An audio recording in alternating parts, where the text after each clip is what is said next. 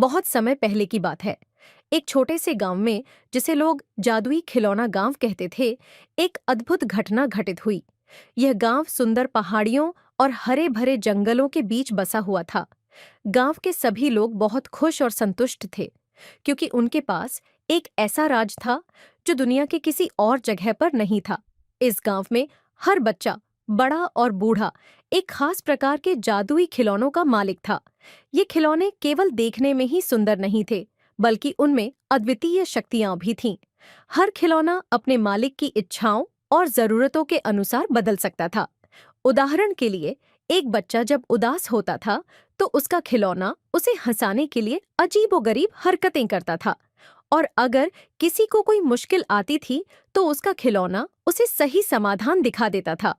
गांव के सबसे बुजुर्ग व्यक्ति बाबा रामदास का कहना था कि ये खिलौने एक जादुई झरने के पानी से बने थे, जो गांव के पास एक गुफा में बहता था। कहा जाता था कि यह झरना देवताओं का आशीर्वाद था, और इसकी शक्ति से ही ये खिलौने जीवित होते थे। एक दिन गांव के नन्हे लड़के चिंटू ने सोचा कि क्यों न इस जादुई गुफा को खुद जाकर देखा जाए। वह बहुत साहसी और जिज्ञासु था। चिंटू अपने सबसे प्रिय खिलौने, एक छोटे से लकड़ी के घोड़े को साथ लेकर गुफा की ओर निकल पड़ा।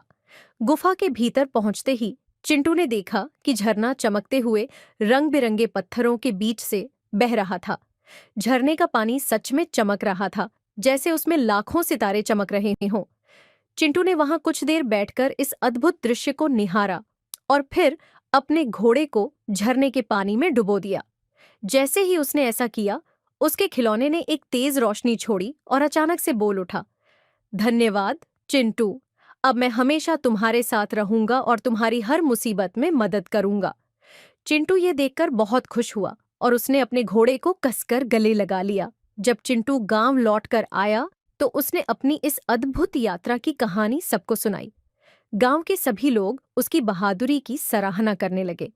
बाबा रामदास ने चिंटू को आशीर्वाद दिया और कहा, तुम्हारी जिज्ञासा और साहस ने इस गांव को एक नई दिशा दिखाई है। उस दिन से गांव के हर व्यक्ति ने अपने खिलौने को और भी ज्यादा प्यार और सम्मान से देखना शुरू कर दिया।